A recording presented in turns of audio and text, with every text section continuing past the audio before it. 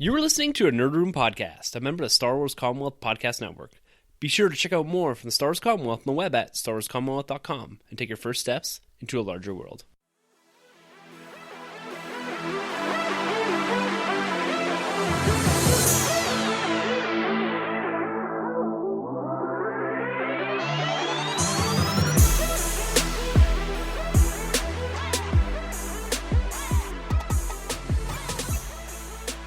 Hey everyone, and welcome to the Nerd Room. We talk all things Star Wars, Marvel, and DC. This is episode number 120. We're discussing our Deadpool spoiler-free review, as well as running through our Solo, a Star Wars story, Prelude.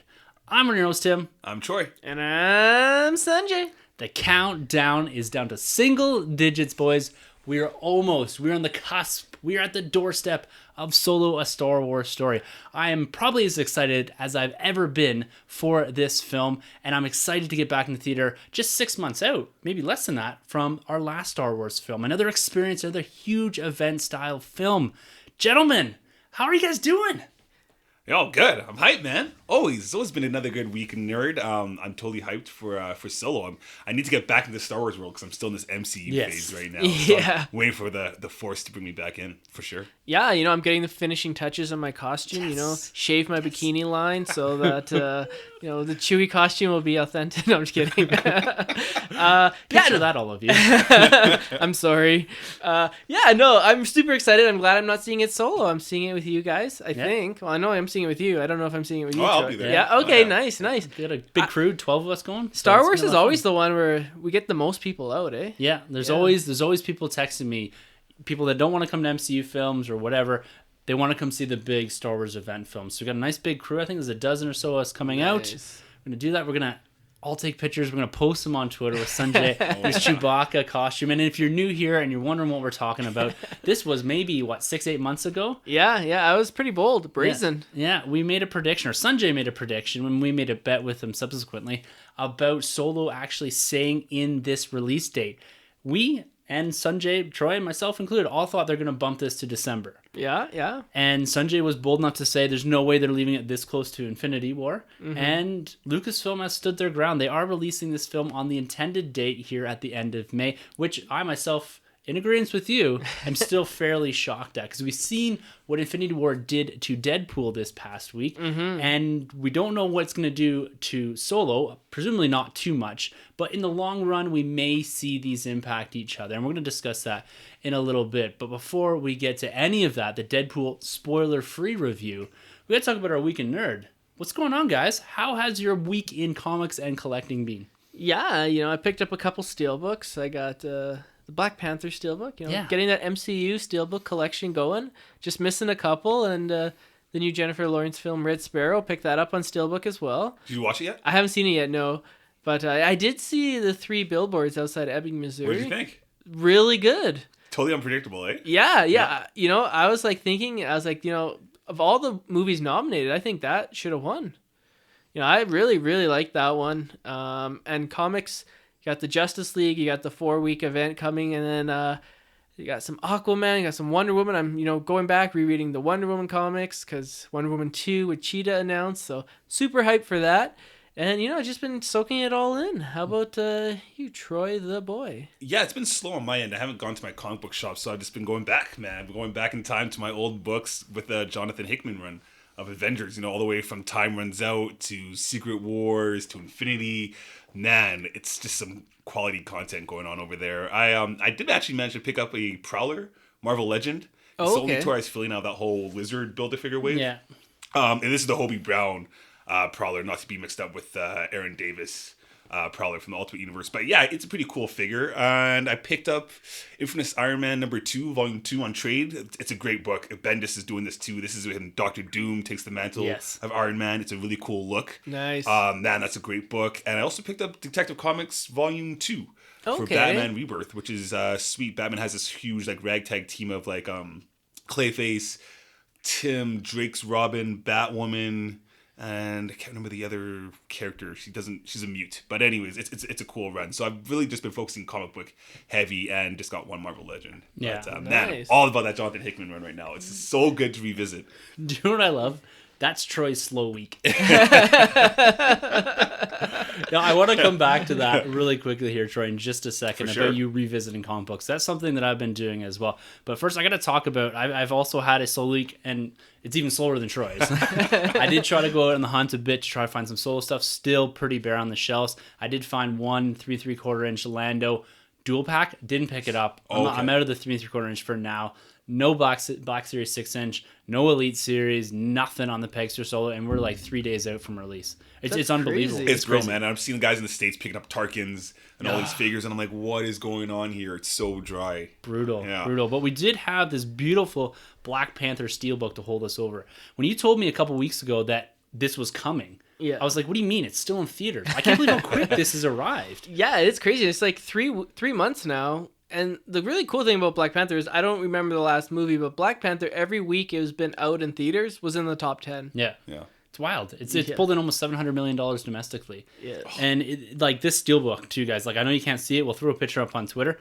It's one of the best looking I've seen in a long time. It's this minimalist Black Panther art, gray, black, and white. Oh, it is on point. Like, I got out of Steelbook collecting. Sunjay's reeled me back in. Like, the irony of that is incredible because I'm responsible for at least seeding the idea of this obsessive collection that Sunjay now has in Steelbooks. And now it's happening in reverse again. My daughter can't go to college now because of you. I spent all that money on Steelbooks.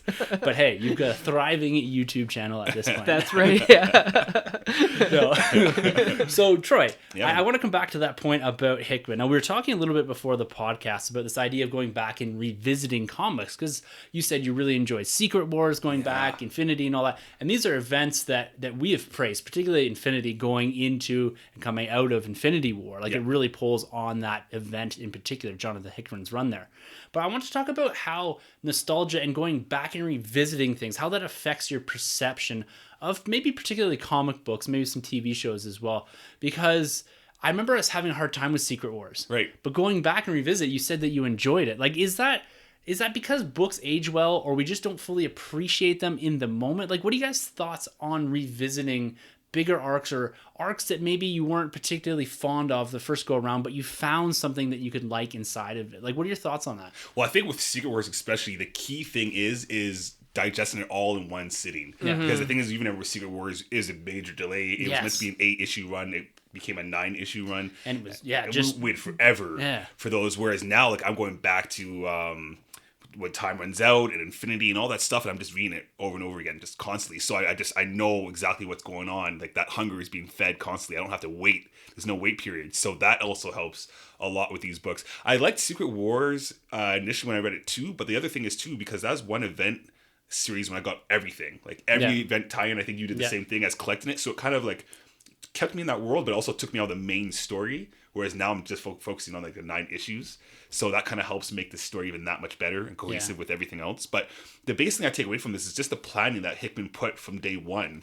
You know, with the Illuminati, with the original sins, when Thor loses his hammer, Captain America wakes up to what happened within Illuminati, like all that planning, and I feel like we don't get that. It's very Kevin Feige like he had this blueprint going on the whole way. He had like a 4 or 5 year story, 4-year story. And if you go back to that New Avengers run that they're doing in tandem, he was doing both of them, writing both of them.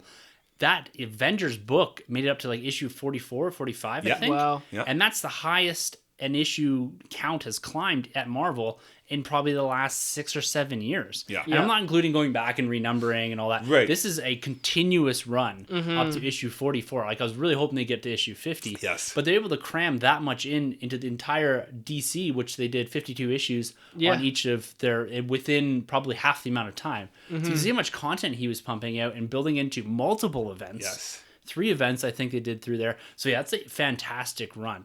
But it's funny because I think I'm going to have to go back and revisit because I remember enjoying it, but I remember having that issue of Secret Wars. Now you're hearing you say, oh, I really liked it, going back and revisiting things, especially in trade. Yes. That's got me super intrigued about what else I could go back to because there's a few runs that I want to revisit. It's kind of like, Original Sin is one of those too. Yeah. I was kind of a hit and miss for me because it took so long to come out. Exactly. But yeah, I don't know. Like, what do you think about TV shows, Sunjay? We were talking a bit about what was that show? Thundercats, yeah. Yes. So Going back and revisiting things. I haven't seen Thundercats, but I know what they are, and then they're rebooting this. They're like remaking it, and they threw up a picture of the new Thundercats. And I'm like, that's not Thundercats. Like, this looks completely different. It looks like something out of Adventure Time or something. Like Tim said, Muppet Babies. Like, it's pretty crazy.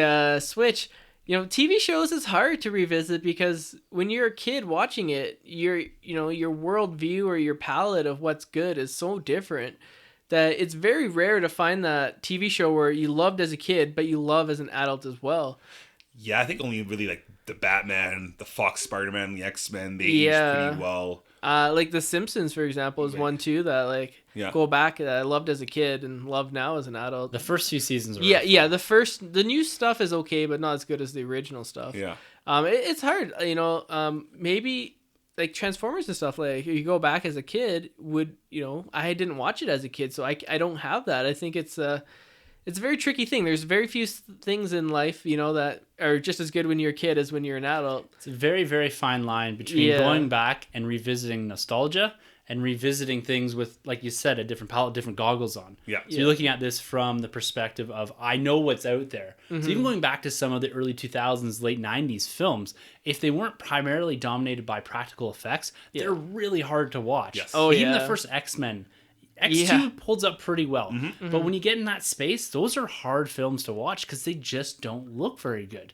And you find yourself constantly being pulled out. So, I always am going back and forth to this idea of never going back and just living through the nostalgia, thinking that, yes, this was the best thing at the time. Like, I watched a documentary on the Teenage Mutant Ninja Turtles. Yeah. And apparently that cartoon is full of just errors, and they're trying to spit it out so quickly, and the animation it's good, but it's not great. So I never want to go back because I have really fond memories of that. Sure. Oh yeah. And so a movie or something upholding is probably not likely. And even maybe comic books have a better time with that because some of these stories are somewhat timeless. Like I've tried to go way back to the 60s through that. Like that, some of that's really hard to read. Yeah. With this current mindset, this mind frame of modern comics.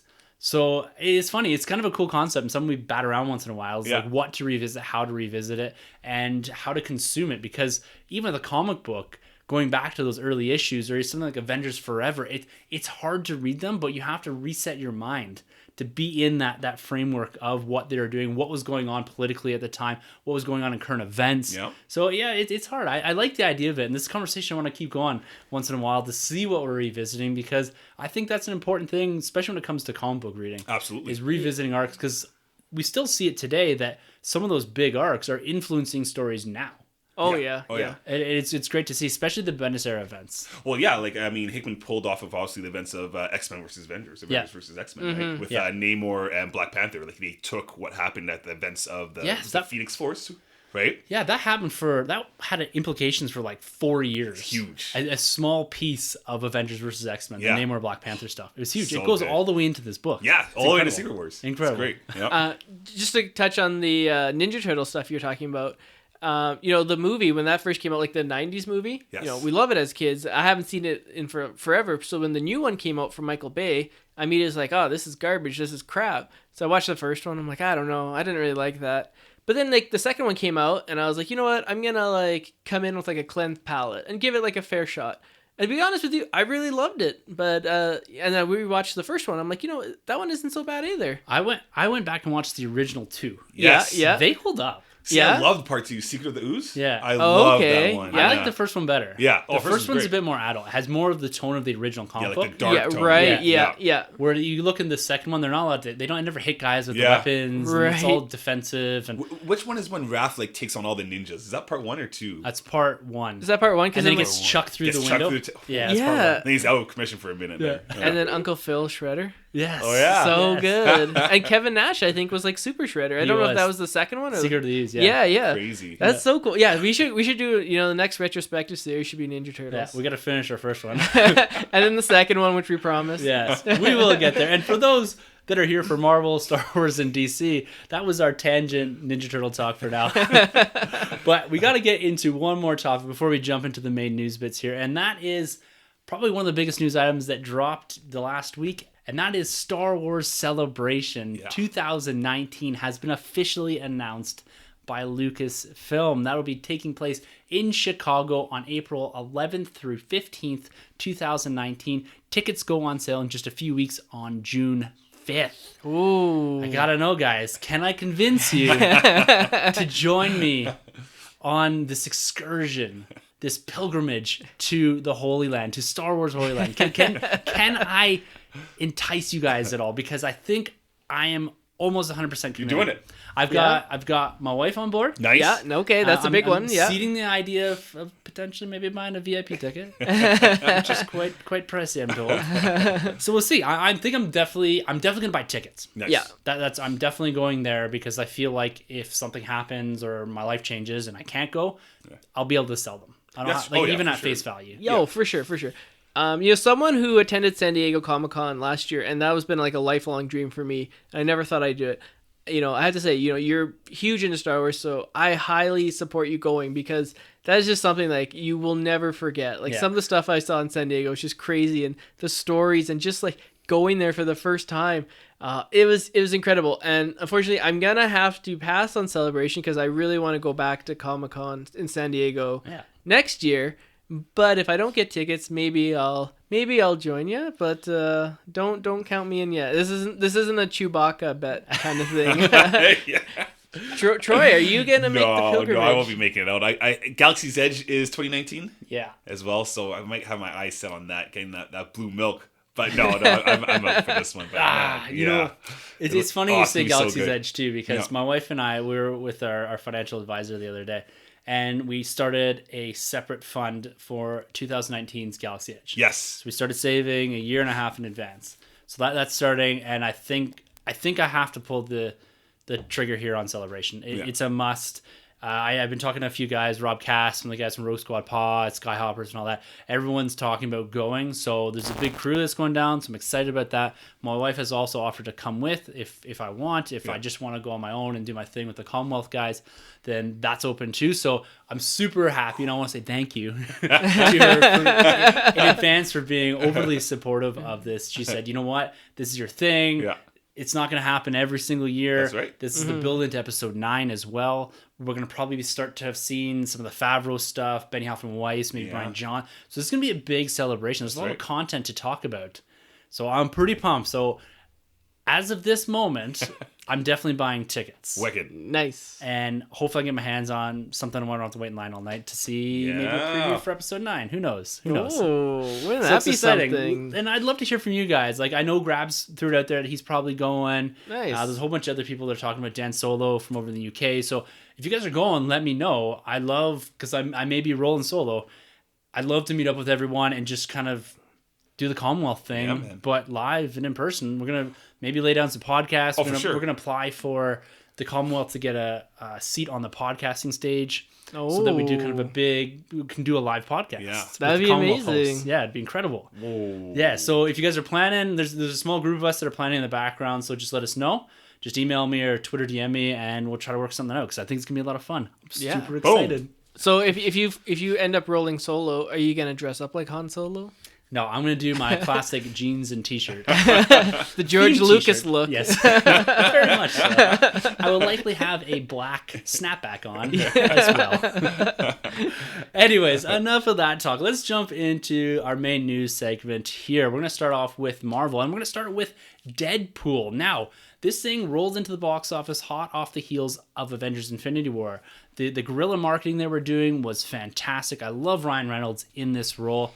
And it did finish this weekend with an impressive $125 million debut. Okay. Now, that is well short of some of the predictions, with the exception of mine, from last week. I did predict this was going to do less than it did in February of 2017, whatever it was, 16? Yeah. Where it raked in $132 million with Deadpool 1. So it did fall about $7 million short. And I don't think that's overly reflective maybe of the quality. I haven't seen it yet, actually. So that's, my $20 that hasn't contributed.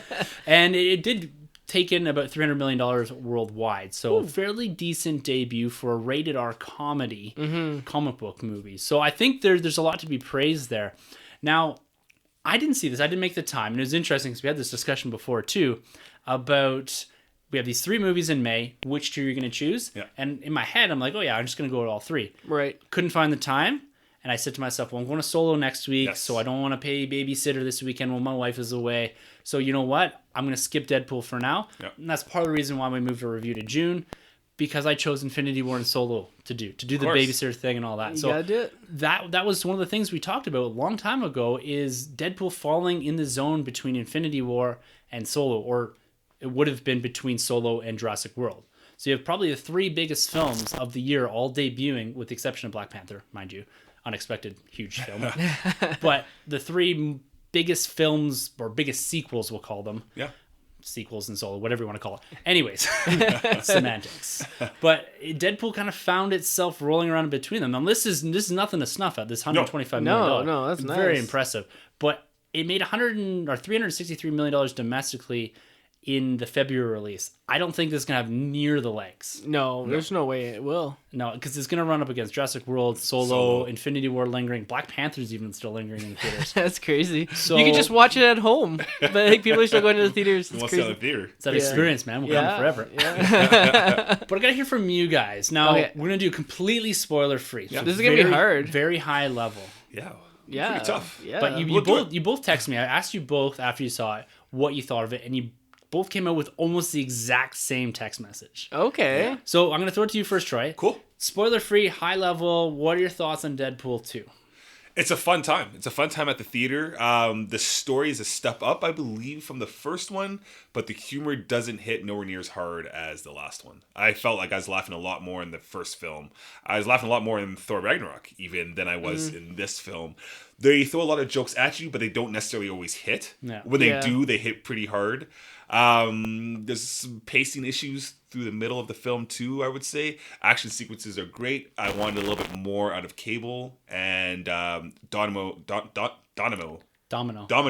steals the show for me in some ways. Nice. She's great. Yeah. Yeah, it's pretty similar. I prefer the first one over this one. Yeah. I just think like the story was better. Origin stories, I like them, kind of seeing where they come from. The humor I thought in the first one was a little bit better. But I mean, like, this was still a very funny movie. And as Troy said, a fun time at the theaters. Action was great. Story hits and misses for me. The thing for me that really stuck out, which I was surprised at, was the CGI. There were some scenes that CGI was amazing, but there's one character in particular who I'm not going to spoil. It's a big reveal. Yeah. And the CGI on that character was awful. Like, I had, I'm talking like mustache bad. Like, people rag on Justice League. I think throw shade at DC. I'm people rag on Justice League. I'm gonna rag on this for the CGI on this character, because it's not like there was like an unexpected thing that like popped up. Like, these people knew this character was going to be in it from the beginning. You assume, unless they changed it. Is it as bad as the Hulkbuster in Infinity War at the end? Infinity War sticking out? No, nowhere near as bad as that one. I don't know if you caught that one at the end. Infinity War? Yeah, I You did. catch that? Yeah, You think it's on par with that one? I think so. Oof. I remember watching it. I know what character. I think I know what character. Don't spoil it here, but I Yeah. think I know what character it is. Yeah. I think it was spoiled for me. Yeah, I won't mention it. But that being said, I also think Colossus, we all know he's in the film. Yeah. He looks a lot better. And He looked great in the first amazing. one. Yeah. He looks a lot better in this film, and he has a lot more screen presence this time around, too. That's why I was so surprised, because Colossus is a hard character to make, and he looked fantastic. Yeah. The time travel stuff, I mean, that was pretty cool. The soundtrack, I love the music in this. I'm a sucker for like Phil 80s, Collins 90s. is in there a couple times, I think. Yeah. There's some Phil Isn't Collins this in Celine this. Dion song? Celine Celine Dion, Dion, yeah. she does a song in there. That's right. There's some great songs like. There is. I love the soundtrack. Soundtrack was nice. I Yeah, liked it. and the first one was good too. I'm a little bit concerned if this is even going to continue. There's talk about an X-Force movie. There's talk about Deadpool 3. With Disney, probably buying Fox. Yeah. I just don't see this continuing. I'm sorry. Like, I don't want to be like harp on it, but I don't think this will make as much money as the first. And I don't know if Disney's going to go forward with it, to be honest with you. So on that point there about continuing this, do you find, and the feedback you both gave me coming out was that it wasn't as funny as the original. Is that because you felt like you'd seen it already? Like, we saw Deadpool 1, we saw the type of humor. That's the first time we're seeing this in comic book film. Ryan Reynolds nails it. Is it because it's repetitive. Like, they don't escalate the humor to the next level. Like, what is it in particular, without spoiling anything, that just doesn't land as much with the humor? Well, I was wondering if it could be even the director change, because I know this director did John Wick, and I could feel that because the action is awesome. Yeah. At the same time, we're missing Miller as well from the first one, and I don't know if he helped guide that humor a little bit more so, because I felt like some of the jokes were outdated, some of the jokes they hit us with over and over again. Yeah. And they just kind of played itself out. It wasn't very fresh. You know what I mean? Mm-hmm. So I think Ryan Reynolds has a writing credit on this. Yeah. Or at least some sort of credit. And I think he has the same writer from the last one, too. Yeah. Oh, okay. Yeah. For me, it could have just been that when I went into Deadpool 1, I didn't know what to expect. So I came in fresh, and everything that hit me was like new and had never been done before. Like you said, this one here, you were kind of going in looking for the humor. And if there was like a moment that, was supposed to be played as like a sweet moment in the first one, you were taken by surprise when they threw like a gag at you. Right. This one here, when there's like a sweet moment or something, you're like, okay, where's the gag coming? Like this isn't on the up and up. Mm-hmm. So I think that could just be it. And, that's why comedy sequels are very hard. But I think for the most part, it pulled it off. I don't want to be too negative because I enjoyed this movie a lot. I'm going to obviously buy it. And, I probably won't see it again in theaters until it's out. But yeah, I really enjoyed it. Just not as much as the first one, but still, if I had to like do a ranking of the 2018 comic book movies, it's definitely number 3 out of the 3, but that's no slight because the other 2 are probably 2 of the best comic book movies of all time. Yes, it's hard to compare. It's a little bit unfair. I mean, it'd be like asking to compare against like Godfather 1 and 2. Yeah, so fair enough. Well, that's interesting because I'm really looking forward to seeing it, and that's generally the feedback that I've heard kind of more globally or regional, however you want to put it. And yeah, I'm going to get there hopefully in the next 2 weeks. So we'll be doing our review probably mid-June. Yeah. I think, or we might leave it for when one of us is going on holidays or whatever and kind of slot it in. But we will get to a Deadpool review within the next month or so. So I'm excited to do that. Decided to break it down in a bit more detail, and we will get to that. But continuing on with Marvel films here. Now, Avengers Infinity War. This has been in, I think, a month now. We're almost a month out from its initial release. Wow. This weekend, Crazy. I believe. It's racked up about $598 million domestically, which still puts it $100 million behind Black Panther's run. Yeah. Now, Black Panther spent a lot more time in theaters, but we're running up against, like I said, Jurassic World. We got Deadpool 2, Solo, so everyone's chewing into each other. They've even got a little bit ways to go to catch the original Avengers at $623 million domestically. I think it will get there, but there's a big question mark. Will it top Black Panther?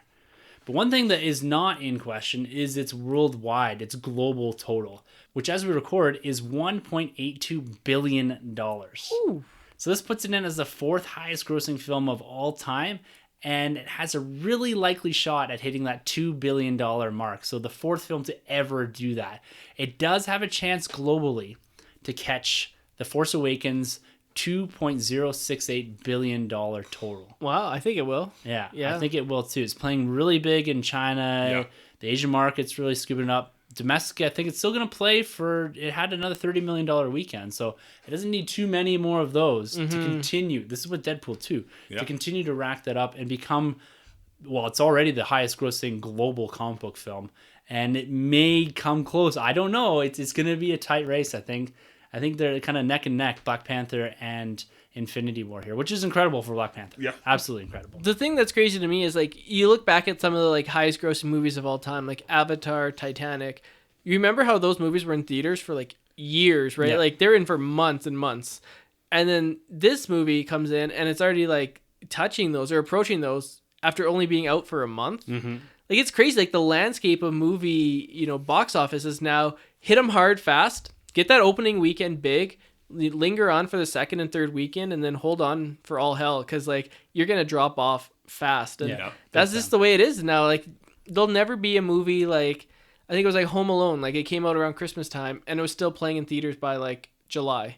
Like, there'll never be a movie like that again in our lifetime. I don't think. But you have to look how this is playing as well, because 68% or 67% of its total global haul is from the international market, so not coming domestically, which is huge. You go back to the start of the MCU and you look at Iron Man, it's like 80-20 or something. Like, most of it's coming domestically. It's this new emerging markets like China, Asia, that are really propping these up, and there seems to be affinity with this Marvel brand. over in Asia. And that's what's giving this $1.2 billion internationally in a month compared to the 600 million domestically, which traditionally is your biggest market. Not anymore. No. Yeah. Not anymore. I was reading this article. I can't remember where I was reading it. But it said that a lot of times, like the markets like in China and overseas, the box office take of studios is actually less than in North America. So like in North America, I think it's like 70% like the opening weekend. Yeah. And then it like declines from there. But in China, I think it's like 25%. So like while this thing is like making huge bucks, like the studio's got to be careful too, because like it's nice, but like they're getting like less chunk of the change. Like I'm sure they'd rather have it all domestically because they get to keep it home. But it is nice that it is like worldwide and spreading worldwide, and maybe those numbers will change as they get more power. But it's just an interesting thing that you never really think of when you see that. But yeah, 25% take of $1 billion is a lot more than 25% take of 500 million. No, that's true. Yeah. About twice as much if you math it, right? No, so keeping with Avengers Infinity War here. Now, Matthew Salvador, he did toss us a question a week ago and it got lost in the mailbox. So to start this off, I have to say I'm sorry. We meant to cover this last week. We were kind of wrapping things up in Avengers Infinity War, but he has a question here about some of the content in the film. So again, this is the last week we're going to put a spoiler tag on Avengers Infinity War discussion. So I will put a marker in the show notes, and you can skip ahead if you have yet to see Avengers Infinity War. Based off the global statistics in the box office, there's not many people that haven't seen it. But if you still haven't, make sure to jump ahead here about 10 minutes. So this question comes directly from Matthew. Hi guys, I'm really enjoying your podcast. A must listen for me every week. Just so good. Thank you very much, Matthew. Thanks, That's man. great. Yeah, Warms thanks, the heart. So he's got a couple questions on Infinity War. So number one, from what I understand, the Infinity Stones grant the one who holds them infinite power. Therefore, could Thanos have used the gauntlet to create resources? Are the Infinity Stones just a force for only destruction, or does Thanos just have a mad titan logic? So we're going to start with that one. So his first question is framing around the idea is, instead of killing half the universe, why doesn't he just provide twice the amount of resources for the universe? What are you guys' thoughts on that logic? Is that something that you see Thanos doing, or is there kind of a hiccup in the Russo brothers' story writing here? To be honest, yeah, it does make sense if he could do that. Maybe they did that on purpose, and they go to show that, while Thanos may be like a sympathetic character to some, that he's actually not. And like maybe he could have just as easily made those resources, but he said, nah, it's more fun to kill half the universe. So, I mean, because he is the bad guy after all. So maybe that's why they did it. Yeah, it's interesting because this idea in here that he's got are the Infinity Stones purely there as a force of destruction. Now, traditionally in the comics, when Thanos wields the gauntlet, that is how it's been portrayed. Like the power set of the Infinity Stones themselves, which kind of goes into a second question here, it's kind of ill-defined. It is a mechanism in this film, at least, to drive a plot forward, to allow more or less a means to an end. They're MacGuffins, simply enough. Mm-hmm. And in each film that they've been present in, they do really whatever is required of them to complete the story, to complete this overall narrative. And so that's how they're kind of used in the comic books as well, is they don't really have a definitive idea or definitive power set other than they are huge. Mm-hmm. Like then you got the Tesseract, there's something different in the comics and all that. Right. But it's an interesting question. It's kind of a kind of flip side of how to look at it. I never looked at it in this way because I always saw, or in the film at least, I saw Thanos as a sympathetic character. He's trying to do something to save the universe. Right. But could he have easily just turned around and said, all right, I'm going to create a planet that just has resources on it and plot it up or sit it next to Earth or whatever? Sure, I guess maybe you could have done something like that. Yeah. But I'm not, again, coming down to this idea of the ill definition of the power set and the Infinity Stones. I don't really know what he can do. He can change around reality, but I don't know how permanent that is. Right. Mm-hmm. Like, he can wind back time, but I don't know how or if you have to be present to wind back time like they did in Doctor Strange. I don't know if you can just go to anywhere and wind back time. Mm-hmm. And the Space Stone, the Power Stone, they seem like they've been forces of destruction more than anything. Yeah. And so that's the hard part about this question is that I guess in all reality, yeah, sure, he could have done that. And so maybe that's the evil tweak on Thanos that I didn't pick up as much in the film because I saw him as sympathetic, but there are other ways to go about this. Yeah. Other than that's a killing good half eye. the universe. That's a good eye on Matt's part, because I didn't think about it that way. I only kind of saw it one way. I guess that kind of speaks about my character.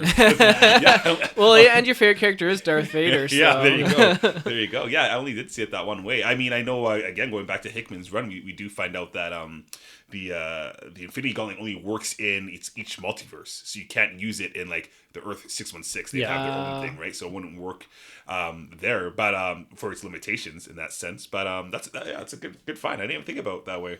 No, I guess Thanos could have done it. You know, and the Infinity Gauntlet actually doesn't work in the DC universe as well. If you remember the Galactus verse or I have that Darkseid versus Thanos. I have that around Who won that one? Really?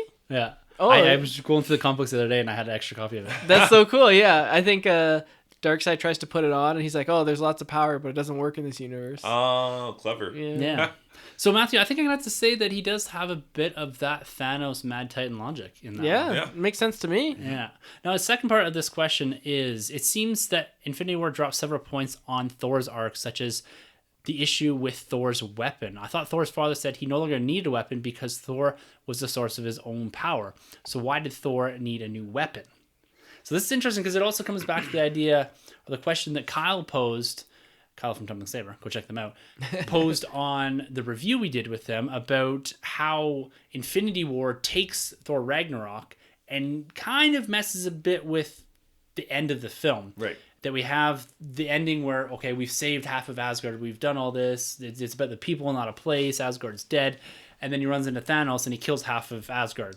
Mm-hmm. So he kills the other half of Asgard. Right. So it kind of lessens maybe the impact on Thor. Now, we had talked about this a while ago, and I kind of had this theory that I like the idea of Thor being this rogue, this solo, this last Asgardian in a forward-going film. So I like that more than having them set up Asgard above Wisconsin. Yeah, and his merry men. Right? Yeah. But you could do something cool with like a District 9 kind of thing. Yeah, you could. We have Asgard go to like Earth, and then they're like these like pariahs. Yeah, because in Homecoming we see there's a church for the Asgardians, isn't there? Yes. Right. So yeah, it's kind of already established a little bit. But I always thought of what is it, The Stormbreaker. Stormbreaker. I just thought that was like the weapon to kill Thanos, not necessarily that it's only makes Thor necessarily stronger, because Thor clearly regained his strength and if not surpassed it in Ragnarok. I just felt like that was the tool to smite Thanos necessarily. So yeah, that's what a Thanos killing weapon. Yeah. And I think that's just it. Yeah, and you can't have Thor without an axe. Yeah, exactly. He's got to have something. Yeah. But that's a good point, because it reframes a lot of Thor and reframes a lot of Ragnarok, and that's another point. Going beyond just Asgard to that character, because we did see him use some of that lightning, the eyes and all that in the end sequence, but not to the same extent he used it in Thor Ragnarok. So it does play kind of fast and loose a bit with Thor. Matthew is right on that one, but I think you hit the nail on the head there, Troy. It's not less about him needing a weapon to fight, more about needing a weapon to kill Thanos. Right. Yeah. So Mad Titan, man, I don't know. That's great. Awesome. And he's just one more thing here. And can I just say that Infinity War was so flippin' amazing. I fell out of my seat twice. I might have screamed some choice words when the Red Skull appeared. Oh, right there with you, man. You and I were like, what? I literally grabbed onto Troy. I grabbed onto my wife, too. Yeah, I was like, Matt, where are those? Matt, I just want to say thanks for the question and the comments. But, Matt makes awesome Lego videos. Yes. And you know what would make an awesome Lego video would be an Infinity War Lego video. Yeah, hint, hint. Yeah, Matt. I was, just popping it in if you take suggestions. I know that'd probably take like 3 years to make of all the different characters, but if you're taking suggestions, that's mine for you. There it is. Please make it. All right, we appreciate the question, dude. Sorry it took us a little bit longer to get to, but again, I always love talking Infinity War, one of my favorite movies of all time. Yes. And segueing out of that, we're going to go into DC news. Cool. Nice. Not my most elegant of segues, but we're going to talk about Shazam. No, Tim's a little kid. Yes.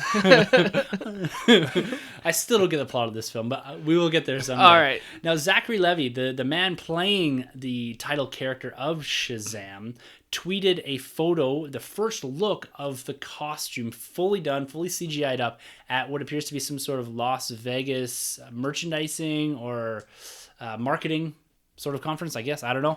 It's up on his Twitter profile or Instagram or something like that. So go check that out. But we're going to talk here about the suit. Now, this is a character I'm not incredibly familiar with. I guess the idea is he's a kid that gets turned into a grown-up superhero. Yeah, so he's a kid, he's an orphan, and he says the word Shazam, and he gets turned into, like, basically has the powers of Superman. And then there's a whole bunch of other kids as well that they also get turned into superheroes, so it's like the Shazam family. Like Mary Marvel, Uncle Dudley, there's a ton of them. So it's very, like, 60s and, like, golden age. Yeah. Like, I think one of his arch nemesis is an inchworm with like mind control, so it's very out there. I don't think he'll be making an appearance in the movie, but you pick and choose what you take with you, right? So Shazam, I think, is gonna hit really well with kids. Obviously, I mean, it's got that big factor. It's kind of it's that wish fulfillment. Which 8-year-old kid didn't want to just say one magic word and get turned into Superman or Supergirl? Can't lie, that is very desirable. Even though. Now, the photo that we see of him plays to that a little bit. It's very much a lighthearted photo. It's got him in the Shazam costume. It looks like it has a hood on it, but he's sipping some sort of smoothie with a very jubilant look on his face. Maybe juvenile look on his face is maybe better. But what are you guys' thoughts on this? And Sunjay, I want to hear your thoughts because you're a bit more connected to the character than Troy and I. Yeah, I think it looks pretty cool. You got a little bit more of the detail in this, like kind of like the Man of Steel with the different lines on it. So the first set photos, it looked like kind of just like a red sheet. It wasn't very like high definition. This one here, and then the lightning bolt is also, like, I think it's yellow. Yeah, it definitely has some CGI on it. Oh yeah. I know the director David Sandberg said that he is going to do some more post effects on this. Okay. So this is just like a first look of the, like, costume. So I think it looks really cool. I think it'll look really cool if he joins the Justice League down the road, have him like with Superman or like Batman. I think this is a character that's gonna bring a lot of fun, the F word in the DCEU, the fun in the DC universe. And I definitely think this is gonna be geared more to kids, but I think it'll be something that, like, everyone will enjoy because everyone can relate to being a kid and wanting something. Definitely. Yeah. Definitely. Like you call it the big effect. Yeah. With this suit, it looks like they've texturized it with That's CGI. the big thing. Because it looked like just pure spandex. Yeah. So it looks a lot better than the set photos we saw of him in the mall and all that. Yeah. So hopefully it has, similar to the Deadpool, it's mostly practical, and then it's got kind of what looks like a CGI overlay on it to kind of make it pop a bit better, make it fit into the background a bit more. Yeah. So it looks like what they've done here. But Troy, what are your thoughts? Still not really big on it, to be honest. But I do like they've added a little bit more texture to it. But it's tough. It's a tough costume to pull off because there's so much red. Yeah. I mean, Flash works a little bit because you can kind of darken it up. Right. And we've had like a lot of times in the past, whether it's the big screen or small screen, where we've seen the Flash costume done. This is the first time we've ever really seen Shazam's costume done. But I'm still not sold 100%. I like the angle that you're mentioning, though, with kids. I think you really got to aim this movie. This needs to be DC's DCEU, whatever film, but geared towards kids. I really think that could be the huge factor for this film. Yeah. More so than anything, right? Could be a game changer because we really haven't had a film. Now, the MCU does point in that direction, but it's not specifically for that age bracket. Right? But if you had something that, say, is meant for, I don't know, an 8 to 15 or something like that, like, that's very different. Now, you don't want to drive away your 18 to 35-year-old audience because that's a huge audience. Yeah. Right? But at the same picture time, it a little bit. Yeah.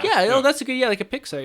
Yeah. It's something like an Incredibles. Yeah, exactly. Oh, that would be exactly. Yeah. That where you have that humor that adults get, but then also it's primarily driven towards maybe more adolescent or juvenile humor. So they kind of get both of it. Yeah. So more kind of obscure humor where it's you got to kind of understand, current political climates or current events and all that to get it. But as a kid, you're like, that's funny. The thing that's really cool that I'm really looking forward to is the Black Adam film with The Rock. Yes. So he's going to be wearing the exact same costume, but it's just black and white. And way bigger. Yeah. I mean, and then I think if they do that right, it'd be something that we haven't seen before. So you have the hero film, and then you have a standalone villain film.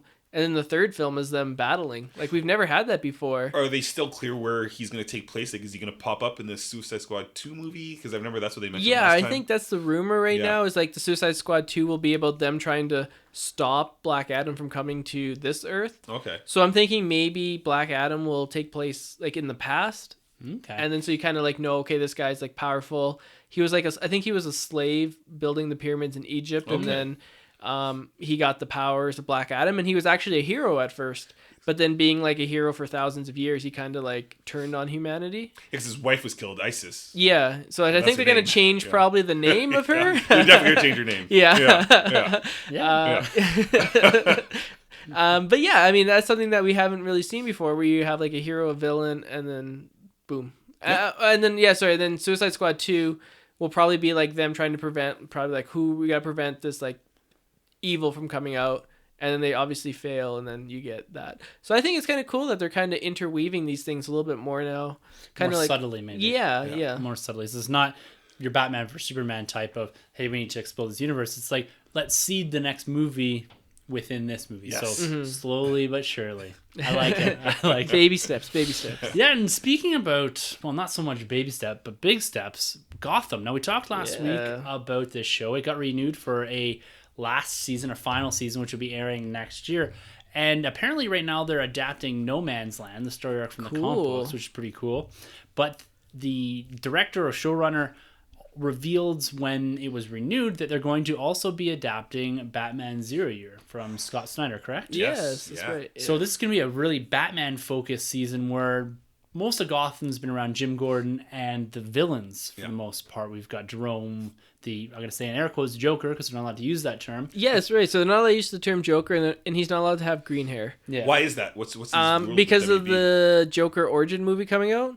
Yeah. It's so back in, I think, Arrow season 1 or season 2, they were supposed to be Suicide Squad was supposed to be the main threat. Because we heard Harley in the background. Yeah, by Tara Strong from the animated series. Yeah. But then, of course, they're doing the Suicide Squad movie. So I guess the movie division has final say, and they can kibosh stuff that comes on the TV.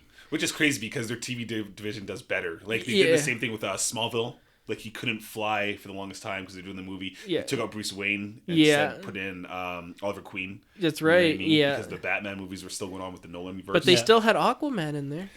Yeah. And the spin-off pilot. That's right. So no plans to ever do that. That'll never get made.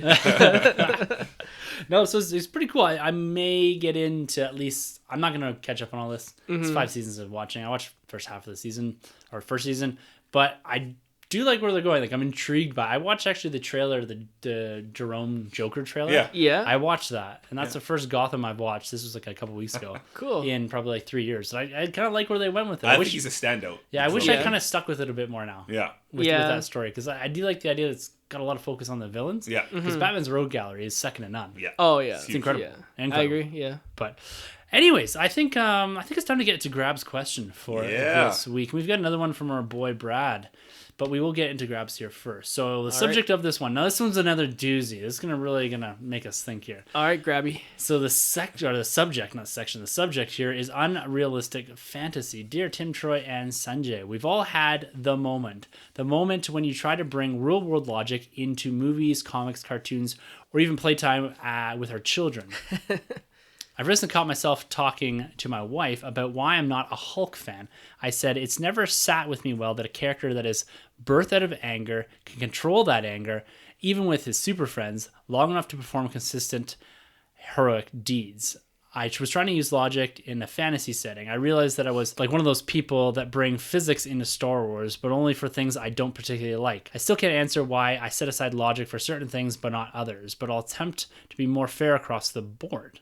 My question for you three this week are, which moments in comic books and movies have pushed reality so far that it wasn't enjoyable? What moments have you defended to others because it didn't work for them, but it did for you? Lastly, pick a few superheroes and give them their ideal real-world jobs. Thanks in advance, Grabs. All right, great question, Grabs. Yeah. Every time he brings it. Down. Okay, so the first part, some of the stuff, the logic that just didn't fly for me. This is like a franchise that the logic actually like worked really well for the first movie, but then the fourth movie, I was a little bit like, it took me out of the film, and that's Jurassic World. So the logic with like building the dinosaurs from the DNA of mosquitoes, like that makes perfect sense. Like it doesn't make perfect sense, but like it's movie magic. So I'm like, yeah, I can move on. The part in Jurassic World that really like took me out of that film, like I still enjoyed it, but it was when the bad guy, I forget his name, but he wanted to turn the dinosaurs into military soldiers and like let them loose in Afghanistan and Iraq. And I'm like, okay, like, So you have these dinosaurs, and I was like, that makes no sense. Like, no bad guy would ever think, like, this is a brilliant plan. Like, that was, like, the one thing that was, like, the logic. I was like, how would that even work? Like, would you have to, like, drop them? Would they have parachutes? Would they just, like, parachute into, like, Afghanistan? But, like, the total thing about the dinosaurs with the mosquito DNA, like, that made perfect sense to me. I was like, that's brilliant. Like, yeah. It should have been a bird's DNA, not frog. But sure, science, I guess. I don't know. Suspend that belief. To me, the main thing is they got to build this, like, universe and these set of rules. And whatever they build, they just got to be consistent with them. And as long as they do that, then they could do whatever, you know. You could have like Superman flying, but then if one day he like is fighting Green Arrow, for example, and Green Arrow punches him without kryptonite and Superman goes down, I'm gonna be like, whoa, what's going on here? Yeah. Or the next day he picks up a building and throws it at the moon, you know. Yeah. Right. Like it does that stuff. The one scene that I have defended that no one else seems to like, I'm gonna go back to Batman v Superman. Uh-oh. And it's the Martha scene. Uh-oh. You know, I've defended that scene so many episodes, but no one else seems to be on my side. It's slowly turning around. I know Matthew Salvador is on my side on this one. So Martha.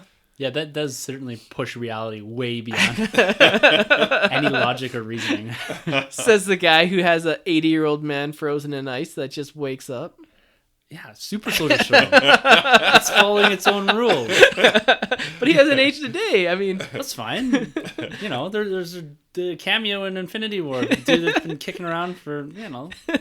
We won't get into that. I'm just kidding. I actually do like Captain America too. The superhero's ideal real world jobs, eh? Okay, Superman is super fast, so maybe he could be like an Olympic athlete. Is that cheating? Yeah. Oh yeah, just a little bit. Okay, well maybe then he'll be a delivery man, because then he could just like pizza 30 minutes or less, or it's free. He's like, right? Like it's still hot. It's still like from the oven. Spidey was doing that for a bit. Yeah, but then he got fired though. Yeah, okay, think of other ones.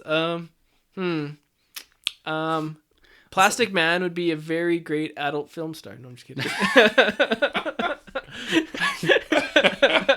Come on. What about Aquaman? A fisherman? I don't know. He would clearly be like a treasure hunter because he could just like dive in.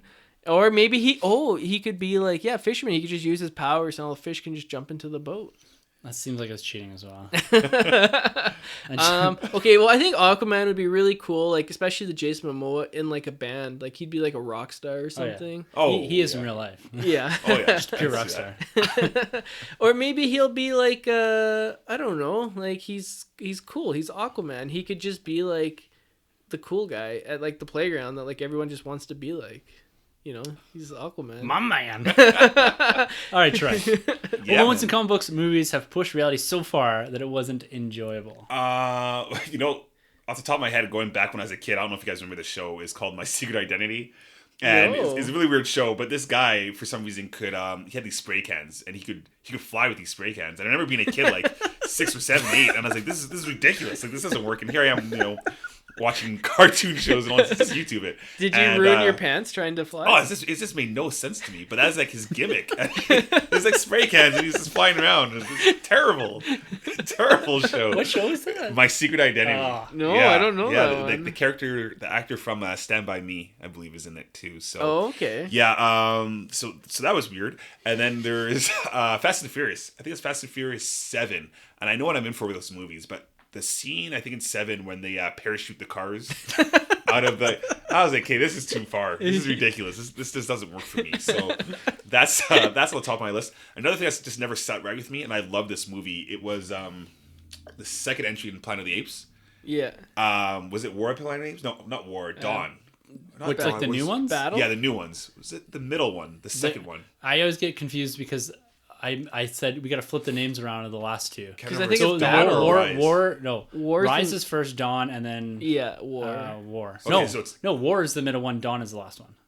No, War's the latest one. Because you were like, War shouldn't be the... Yeah. I said they should reverse whatever ones. But I they should have. Yeah, War should have been the second one. Yeah, right. Yeah. So Dawn. Dawn, yeah. Yeah. So Dawn, I just never sat right with me when you see the apes on horses when they're riding around the horses. So cool. It's a throwback from like the 60s one, because aren't they on horses back then? Yeah. They are, eh? Yeah. That's what it's Really? that's what it's from. I guess you know what? I could believe it more back then because it just looked ridiculous. Because these apes look so real now, it takes me out. So I guess those are my 3 for that. Thinking of a hero that should have like a job or a career. I don't know. I might have to get back to you on that one. That's a tough one because a lot of the Marvel characters have a day job already. Right. And I don't want to just use that same job. Like for me, it makes a lot of sense that Peter is like a lead scientist for like Horizon Labs. Like that makes sense, but I don't want to use that because that's what he actually does at some point. Well, so he could be like a construction worker or something, because he's like pew, pew, pew, with his webbing, with his webs, and he could like engineer some sort. Steel beams in place. Yeah, well, I mean, if you go back to House of M, he does become like a wrestler, so I think he'd be a pretty good wrestler if he took that on full time. Just can't beat Bonesaw. Bonesaw. 2 minutes. R.I.P. Macho Man. Yeah. What about a moment that you've defended that other people crap on? That I've defended that other people crap on? The high ground. You know what? Like, I know Anakin was the guy was mine when he thought he could like out jump Obi-Wan, but I think if I was in that moment too, and I'm the chosen one, and I'm feeling high on myself, yeah, I'm gonna go for that jump too. Yeah, so I defend it every day. I like it. All right, I'm gonna go a little more grounded than you guys. Yeah. I'm gonna go to the comic books actually. Okay. You made a reference, my dude, Captain America. I like coming back to him, especially with Grab's questions here. They always seem relevant, but it's the Dimension Z storyline, and any storyline of Captain America. I know. I come back to this so much, but I hate John that Romano. storyline. Yeah, John Romano, man, my man. Good God. But it was. I don't like the far-flung story arcs of Captain America. I like him battling Hydra. I like him doing the grounded, Earth-based things. Espionage kind of stuff. Yeah, exactly. I can buy into the Infinity stuff, like on big scale events, him fighting aliens and all that. But I find myself being really pulled out of stories when Steve Rogers is... Dimension Z was by John Romita Jr. and he was flung off into this weird dimension, and he just drew it. I don't know. I can't remember who the writer was, but he was flung off to this dimension with all these like weird alien things, and he had a son for a bit. Yeah, that's right. That was like his genetic son. I don't know. Weird. It was really weird, and I stuck with it, but I hate it. I don't like it. I'm sorry, I don't hate it, but I just don't like it. And because it took me out of that character. Like when they went back, even the Hydra Cap stuff, I liked because it was a different take on the character, but it was still relatively grounded. I like Captain America being grounded. I can buy Iron Man going off into space. I can buy Thor doing whatever. Yeah. I have a hard time believing Captain America doing anything but battling, doing the espionage thing. Mm-hmm. So that's probably the one that when they push Captain America too far outside of that comfort zone, like that Winter Soldier arc, that like anything with going back to the World War II and the 40s, like all that stuff. That's the stuff I like, Captain American. Beyond that, I have a hard time with. Now, moments that I've defended to others, because it didn't work from maybe more of a logic perspective. One thing that I do come back to that it never bothers me. Now, this is going to Star Wars, is the lack of physics. Now, Grabs mentioned this, but you got space shuttles falling out of space. When they shouldn't be doing that, blowing up, explosions, oxygen. I never have any issue in the Star Wars universe with any of that. Mm-hmm. I never pay or give a second thought to the idea of light speed. To, what I mean? Like it never bothers me. Whereas when I'm looking at a movie like Interstellar, I had a really hard time with the weird paradoxical loop that it created when he's in behind the bookshelf. Like that bothered me to the core because I was like, this makes no sense. Like the logic here just doesn't work in my brain. But you take me to Star Wars, I'm like, they can do whatever. Force all day, we can have spaceships doing whatever. We can have Poe doing like that freaking drifting thing in space. Like I'm cool with all that. I think visually it makes the films, and that's what it's about. Yeah, it's not about physics. So that stuff doesn't bother me in Star Wars, and I've constantly kind of defended that to people that are more in the periphery of fandom. I find they're kind of like, well, this doesn't make sense. Why is this happening? Why didn't this? I just suspend all kind of physical logic when it comes to Star Wars, and I often defend that it's a space opera, it's a space fantasy, not science fiction. It's not. That's where the big difference, the big divergence with Star Trek is.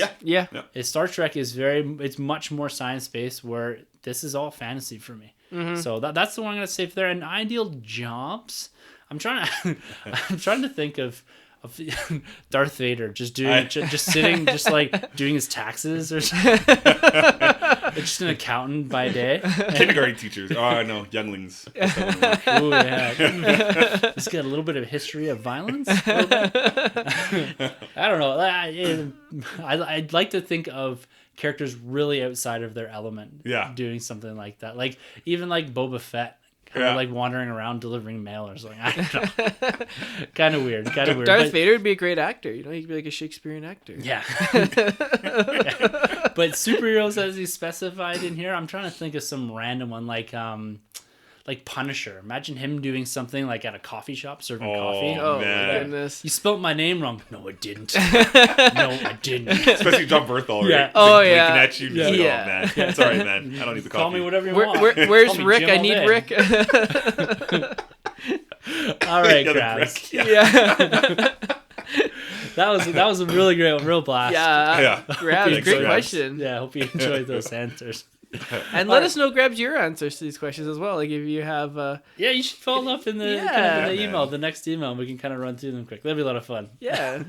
Now, this next question comes from our boy Brad, formerly of YYC, now YYZ. Yeah, what up, B? He's doing his thing. Hope you're going. Hope he's not going solo to see Solo. We're going to miss you this week, Always, man. You're man. always at the premieres with us. So shout out to Mr. Bradley. He sends us a bit of a doozy here. Now, this is going to be an interesting to navigate around. The subject here is Disney princesses. Not so much our wheelhouse, but he does bring relevance to this. Okay. Now, he says, Disney is known for having Disney princesses, Cinderella, Jasmine, Mulan, Pocahontas, to name a few. A few years ago, when Disney purchased Star Wars, Leia became a Disney princess by proxy and name. Should Padme or Rey or others be seen as Disney princesses? Who from the Marvel Cinematic Universe do you think gains princess status within that corporation? Is Shuri the only Marvel princess, or does Black Widow get that crown? Who from the Marvel and DC comic books do you think has the status of Disney princess that are they Inhuman, X-Woman, Wonder Woman? Can they be held to this prestige? Keep up the great podcast and looking forward to seeing Chujabi photos after Solo. So that's a direct reference to Sunjabi. I'm not making some sort of weird remark here. Just to clarify. Remember, low expectations, people. That's the name of the game. Yeah. We got a question coming later on with exactly regards to that. But anyways, what are your thoughts? What are your thoughts on the idea, the concept of Disney princesses extending into the properties that they have brought into Disney? Well, I think, it's an interesting thing. It tells a lot about society. If you look at the early Disney princesses, they were all just there to be rescued. Snow White, Cinderella. They didn't really do a lot besides getting in danger and having to be rescued by the heroic prince. Was Belle considered a princess? Because Belle was held it down. Oh, I'm talking about like way back, like the Mulan. 60s and Okay. like 50s, 60s and that kind of stuff. Sleeping Beauty. Yeah, but like now, if you look at Disney princesses, they're like in there kicking ass. Like you got Brave, you said Mulan, even Anna and Elsa. Yeah, Frozen. We all have daughters, by the way. Yeah, Moana. Yeah. Is that any good? I haven't seen it yet. Yeah, Great. Moana's awesome. Oh Yeah, man, check I gotta that get out. that. I watched get it on this that. weekend. I love it. Okay, Really okay. good. I gotta get that. But yeah, so definitely, if you think like the modern Disney princess, like Princess Leia fits that obviously very well, and Jyn Erso, yeah, from Rogue One. Definitely, those are Disney princesses. I would say they don't have to be from royalty anymore. I don't think to be considered a Disney princess. Well, none of them really are royal. Like Snow White's not royalty or anything like that. But Yeah. I don't know. Like coming from my perspective here, my daughter really connects to the idea of the Disney princesses, and I think the term. I'm going to try to walk the fine line here. The term Disney princesses is almost a bit outdated. I would almost call them like heroines or something to that effect at this point, because that group, and like you made reference to about the strong, empowered female characters that are now on screen in your Moanas, your Jyn Ersos, your Reys, and all that. Like a lot of that too kicked off with Princess Leia. Like she was a badass. She's like the original, right? Yeah. Like she was the first, like stands toe to toe with Vader. Yeah. Like in the first moments of A New Hope. Yeah. So I like the idea of thinking more of heroine than princess, because princess has, I won't say a negative connotation, but it has some sort of like status. Yeah, like a boundary almost. Yeah, almost like it puts up a bit of a barricade. Now, my daughter loves the idea of that, but going back to my experience at Calgary Comic and Entertainment Expo, she wanted to be Princess Rey. Cool. Like she wanted to be Princess Leia, but we don't have a Leia costume for her yet. So we did have a Rey costume. And she wanted to wear a crown and say, I want to be Rey, but I want to be Princess Rey. Cool. And I made a joke like, that's not canon. But, so, I can see that just eating you up inside. She's not royalty? What are you talking about? She's not the bloodline. Do you know something I don't know? Yeah, wait. Spoilers for episode 9. So I would have to say that, yeah, those characters fit within that idea of the heroine, but not necessarily the princess side of it, I would say. Right. Because she connects, or all those female characters that she connects with, she sees them across the board. Maybe not as much as far as the integration of the characters from the Marvel Cinematic Universe, but definitely from Star Wars. Yeah. Mm-hmm. She sees them all on the same playing field. You're from your Snow White to your Jyn Ersos to your Hera's, Princess Leia. Like, that's how she sees them. So I would say, yeah, they, in the essence of what the evolved idea of a Disney princess did, yeah, I think, especially Star Wars, I think they fit into that box. Oh, yeah. The Marvel Cinematic Universe, a little different. Shuri's a good pull. Like, oh, yeah. she definitely fit in there as being, like I said, a heroine. Like, what are your thoughts on that one? Well, yeah, going to the MCU side, yeah, Shuri definitely for sure. I go Gamora, hands down. That's my girl for sure when it comes to the Marvel Cinematic Universe.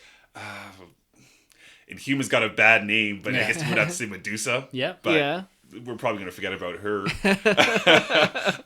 Going to Star Wars, I always give it to Padme. I think Padme is very underrated because she was holding her own, especially when you go back to Attack of the Clones. Like she was doing some stuff back then, and then even when you go into the Clone Wars series and even the old school animated series, she's really doing a lot. Like she's kind of on the level of Leia, I'd almost say. But and then obviously you have to always give it to Leia.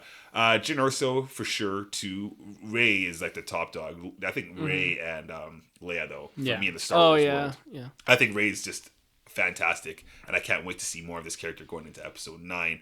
But yeah, I think those are the rough picks. What else do we got for like what about going to the DC side of things, like Wonder Woman, DC like side. because there's what was the comic book, that free comic book day that they did? Oh yeah, the DC girls. Yeah. So that's kind of again fitting into that same. I don't want to say box, but it's kind of in the same vein as the Disney princesses or whatever you want to call it, Disney heroines, maybe. right? You can call it. Heroines. Yeah, like Catwoman, the Lois Lanes. Yeah. Yeah. I think, I have to think, like, you got your Wonder Woman, who is legit a princess, so... Yeah, exactly. And going quickly, back to MCU, Captain Marvel is going to be just, like, something else, for sure, coming down the pipeline. Yeah, there. Wasp, too. Oh, yeah. Oh, yeah. So maybe we'll call it, we'll remove the term Disney princess and call it Disney heroines. Yeah. Sure. Because I think that is much better, like that modern idea of this strong female base of characters that our daughters can look up to, can relate with, and can connect with. Because that's the important piece. Because I think in the absence of that, especially Leia, like my daughter's never seen a Star Wars film. Like she's watched Rebels, she's watched Clone Wars, but she's never seen those films. But she connects to Star Wars through Leia, Rey, and Hera. Right. But she's only ever seen really Hera on screen. Yeah. So it's having those characters and the way that they've been presented that allows her to connect to them, because she's still in this weird boundary phase, like, this is boy stuff, but oh wow, there's a princess in there, this is for me now, right? Yeah. So it's this barriers we're trying to break down, but at the same time they have this really nice foundation of characters that they can use as avenues in. So I think it's pretty cool. Definitely. Yeah. So we're changing the game here. Disney heroines. And speaking of princesses, we legit got a new princess on the weekend. Yeah, we did. Yeah. That's right. Give it up. Yeah. Oh yeah, shout out. Yeah, Meghan Markle. Yeah, that's right. She was good in Suits. Oh, I haven't seen it, but it's a pretty good show, actually. As Canadians, I always feel like we're a little bit more like interested or ingrained with the royals of England as opposed to our U.S. friends. Yeah, I'd say so. I'd say a little more, in tune with what they're doing over there, rather than Trump's America and all that. Rather than kicking them out and dumping all their tea into the harbor. Something like that happened. I don't know. Boston tea harbor. Yeah. Interesting. We're not going to get into politics here. I think it's about time to say thank you very much to Bradley. That was a great question. Yeah, man, that's awesome. Went a lot better than maybe I thought it was going to go. Like, I wasn't expecting to go bad, but, there's a fine line there between kind of putting things into maybe or pigeonholing characters in that, because I didn't want to do that. But Brad, thanks. Keep them coming. Yeah, and definitely keep in touch on Twitter night of Thursday night as this drops, because we're going to be throwing pictures up of our dude Sunjay here in his, I'm going to say in air quotes, Chewbacca. I know I'm more excited for what it is going to be rather than what it would have been if you had ordered a proper Chewbacca. Like, I'm still expecting that brown sock. It's just like a sleeping bag, like a Mr. Potato Head. Yeah. That would have been so cool, but no, it's not that cool. We're going to save that, though. Okay. Because we're going to get into our final topic for this evening, and that is Star Wars. And we're going to do our solo prelude. Now, this is going to be completely and utterly spoiler-free. Cool. Most of us have kept quite a distance from some of the TV spots, trying to avoid major spoilers. I'm probably coming into this as fresh as humanly possible with what we do with the podcast and all that. I haven't watched any more than the 2 trailers. Well, I haven't seen any TV spots. I have a good idea what I think this movie's going to be about. I'm hoping to get thrown for a bit of a curveball by Ron Howard's script, Ron Howard's filming, what he's done with this film. So to do this prelude, we're going to go through kind of a few questions, do a box office predictions, and kind of try to predict, not based on any spoilers from the world premiere, nothing like that. We're not bringing any context from internet spoilers or anything into this conversation. So the same way we always do, I'm going to put this tag on here that if we happen to get one thing right, is purely by speculation and probably by accident. We've not seen the film, nor do we intend to spoil it for anyone. This is just kind of a fun thing we like to do before the film. So if we get something right, we spoil it. We apologize, but we spoil ourselves too by just predicting it. And the first thing we always like to do with our preludes, so for Solo, a Star Wars story, here's personal anticipation. Now, we referenced this a little bit at the top, but I gotta know, how are you guys feeling? We are 2 days out. When this podcast drops, it will be the night of release for Solo, a Star Wars story. How are you feeling at this point in time? Now, let's do this relative to, say, The Force Awakens, Last Jedi, and Rogue One. Okay. Definitely above Rogue One, I would say, but below the big saga films for me. Yeah. Well, shoot, I guess I have to put at the bottom, and it might sound bad, but I guess obviously Force Awakens, nothing could take away that anticipation. That level's high, and then the next follow up was Rogue One, and by then I think you and I were already both tackling Catalyst at this point, which is the book leading into that film, and then Last Jedi, man, that hype's huge because we just left off with a movie where we just saw Luke for 2 seconds. So it's really hard for me to compare the anticipation. And this is a movie that I wasn't really excited for, but I've mentioned before, since Super Bowl, I'm sold. I can't wait to see this film. So it is at the bottom, but that being said, I'm super excited. Yeah. Absolutely to see this. And I just can't wait. I'm right there with you guys. Yeah. I'm super pumped. My anticipation level for this is quite high. Mm-hmm. It's not on the level of a saga film, I will say. Yeah. But I think I'm excited about maybe a different direction for Star Wars. I know we're going to get a very familiar film, if we can say that, but I think it's going to do, or take that step in the same way that Rogue One took a step in a different direction. It kind of sidestepped what we were normally used to. Totally different story that wasn't maybe particularly Skywalker or Force-centric, but did something a little different. Now, we're getting a character we're familiar with. We're getting some elements and some maybe story mechanisms that we're familiar with. So I'm happy about that, but I'm looking for that different direction. But I'm really excited for this next step in the standalones as to what they could do and what this could mean for the Favreau series, for the Benioff and Weiss series, for Rian Johnson's trilogy. Just taking that next step, maybe stepping a little bit further away from the Empire being the main villain. Yes. We saw that in Rogue One, was that it wasn't particularly the Sith, it was more the Empire was the villain. Now we're going and looking, the Empire seems to be a villain of sorts, but I think they're going to be more of a mechanism to propel the story rather than to focus in on as Han versus the Empire. It's going to be Han versus something else. Yeah, it'll just be the world that they're in. Yes, exactly. Yeah, exactly. So I'm super excited for this film. I'm still, like you mentioned, Troy, I'm still coming off that MCU high. Yeah. That Infinity War, Black Panther high. So I have to switch gears here in the next day or two to get back into Star Wars mode. And the other problem with that, and that's kind of dimmed my anticipation, not because I'm not excited, is that the collecting hasn't been there. Yeah, I haven't had that same luck at the stores or anywhere in Canada to get me hyped up. I'm out in the hunt, but I'm not finding anything. I'm not finding the Elite Series, the Black Series. Yeah. So that's dampened my anticipation a little, my excitement a little, because I'm just not in that mind frame. I'm still finding Legends. I'm still finding all this MCU stuff. I'm just not getting the same thing out of collecting that I normally get. So that's the first time this has happened to us since the release of The Force Awakens is that we've usually been just smashed with new merchandise, with new action figures, and you kind of get yourself into that mind frame. Yeah. Where here, I'm not there. So it's a little different for me on the personal anticipation level. I'm super excited, but I'm just not as into the universe as I normally am. Yeah. And that might be a bit too, because we're only 6 months removed. Yeah. If less than that, right? That's right. From The Last Jedi. So we're first time ever we have Star Wars films this close together. Yeah, it's kind of good testing grounds to see if we'll ever get to the level of MCU where we get 2 Star Wars films a year. Yeah. I could see it. I think that's what they're working up to. Yeah, we'll see. So far, I don't think it's working out. But then it'll be tough because you got 2 Star Wars, 2 MCU films, Three probably MCU 3 films, MCU yeah. films. So that's 5. So you're looking. Plus, you got animated films, live action films. So you're looking at probably like once every like 5 weeks a Disney film, like a huge Disney film coming out. Yeah, and the streaming service is around the corner too. So Yeah. there's a lot of Star Wars going on. Yeah, if they and were to get to that we level. mentioned this last week when we were talking about the idea of a Star Wars cinematic universe and the idea that we might have to silo ourselves off a little bit. Yeah. Because you're not going to be able to follow all the content to the detail that maybe you want. Because you start supplementing Johnson's trilogy and the Benioff Weiss stuff and going back to wherever with comic books and reading material, novels, it's going to be really hard to keep up with. So, but it's Star Wars, man. Star Wars, Bring I'm it on. there. Yeah. Bring I'm it on. there. Yeah. Yeah. Now, speaking about being there, how big do you think this film is going to be? Now, the box office for Rogue One, the last standalone, the first tester outside of a saga film, did rake in $155 million domestically in its opening weekend. How do you think Solo is going to do? And keeping in mind that we've got Infinity War in theaters, Black Panther lingering, Deadpool.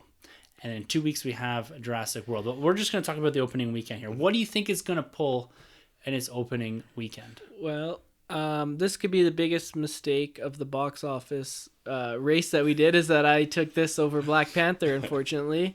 I'm going to go 135 million. 135? Okay. Yeah. What'd you say the last one was? 155? 155 for Rogue One. For Rogue One. I'm going to go 142. Ooh. A lot of people skipped out Deadpool for this film. Yeah, I feel. Yeah, you I think so? agree. Yeah. I'm going to say, is this going to play as big as Rogue One? Now, we have to remember we're not in that Christmas time frame. This is where we get big debuts. They have a lot of running room. So is it going to play as big as Rogue One? I don't think so. I was going to say 145, but I'll bump it to 147 just to give a little room between you and I. Cool. I think it's going to do just less than $150 million domestically in its opening weekend, which is still a huge weekend. Oh, That's yeah. a humongous weekend, especially for the standalone film. So predictions are in. They're locked. Cool. So All right. Sanjay's got on the low end. I'm on the high end of this one. So reverse from Deadpool. Yeah, I was super high on that. I was surprised when it came out, the numbers. Yeah, it's real interesting. Let's get into some of the predictions for the film itself. Now, cameos. This is something that we look at in all Star Wars films, in all MCU films, in all DC Extended Universe films. We're always looking for those Easter eggs. Now, we know that we're getting Chewie, of course. You've got Han in there, Lando. They're the big three that is going to be focusing around as far as characters we know. What cameos do you think we're going to get? Are we going to get Jabba? Are we going to get Boba Fett, Lobot? Are we going to get anyone like Vader, Tarkin, Krennic, Greedo, C-3PO, and R2-D2? What are your guys' thoughts on who could appear in this film that isn't part of the main cast, which could be a big nod to the wider universe? Well, I think depending on when it takes place in the film, we could possibly see somebody from the Rogue One crew. Yeah. Whether it's like Cassian pop up, whether it's a K2SO like droid of some sort. Maybe you see like Chariot in the background doing something. Like that'd be kind of cool just because with all these like Star Wars Stories films, if you got to see like just like one of those random characters, maybe like, you know, make an Cassian appearance. Andor? Yeah, exactly, right? Like that could be kind of cool. But for like the bigger guys, I don't want to say we won't see Obi-Wan because I want to see Obi-Wan, but I don't know if we will see Obi-Wan. Jabba, I think, is a safe bet. A mention of Boba Fett, I think, is pretty safe. And I don't know, maybe on Tatooine, maybe you might see like Uncle Owen for all we know. Oh, that'd be a good one, yeah. So you think we're going to go to Tatooine? I would hope so. I hope we at least finish there. Yeah. Yeah. Okay, that comes back to one of my other questions. Oh, okay. So we'll put a pin in that one for a second. All right, I'll say C-3PO, because he's in all of them, right? Yep. Yeah, same annoy too. Yeah. Yeah, so they'll make an appearance for That's sure. going to be a tough one to work in. Yeah, they're Yeah. gonna do something like maybe it'll just be like I don't even know what it'll be, but C-3PO for sure.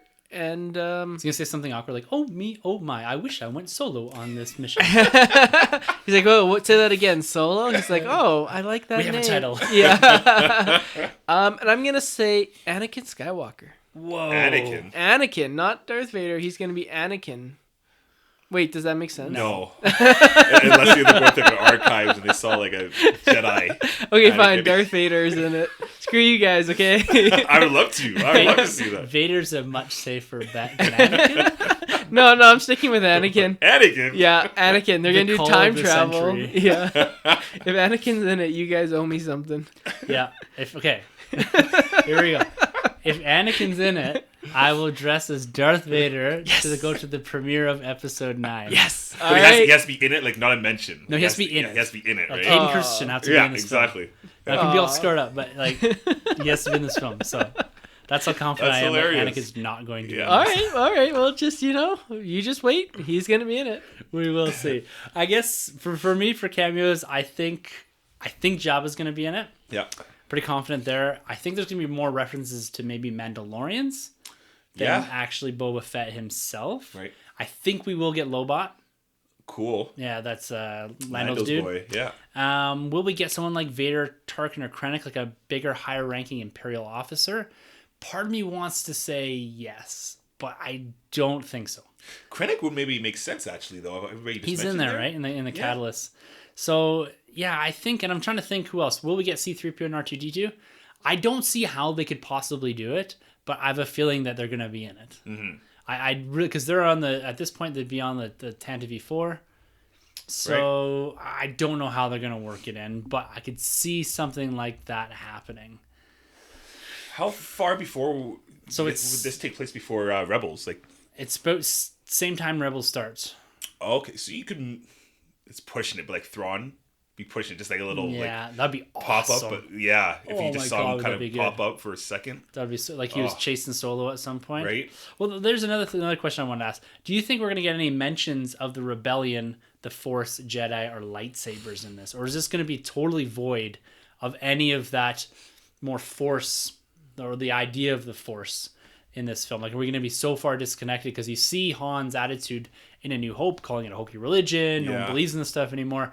So presumably we're not going to see any of that. Like, do you think there's a way they're going to slip in any sort of idea or reference to the Force? Or? I think of any Star Wars standalone film, Han Solo would be the film where we see the zero Force. Yeah. Like, Han Solo is big enough to just carry on a Star Wars film without Force or lightsaber. I think he's the only What about guy the Rebellion? Working in the background. Yeah, the Rebellion is a big possibility. Because at this point in the timeline, we have to remember they're not the Rebellion. Right. They're the kind of segregated pieces of it. But we know Cassian had been fighting since he was, 14 or something like that? That's right. So that puts this happening, or these cells at least, like Phoenix Cell and all that, right? Yeah, because this would kind of take place roughly around like that ball in Lost Stars, basically, with Leia and Thane. Yeah. Yeah.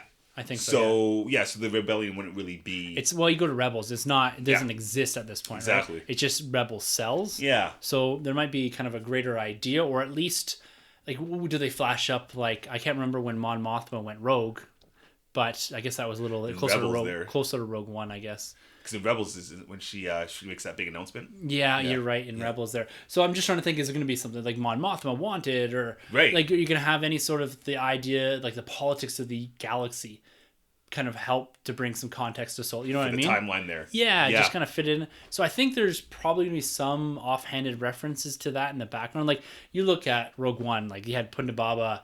Like, he shows up as they're walking in Rogue One on Jeddah. Yeah. And then he ends up in the bar in Tatooine. Like, it's something like that I'm expecting. Like, Greedo, like he bumps into Greedo. Yeah. Kind of like, and that's where that starts, that friction starts, that eventually ends up with Greedo getting shot. Yeah. Yeah. So I feel like they're going to take liberties with the idea of the universe the same way Rogue One did. And they got to nod at bigger things. Like, They have to.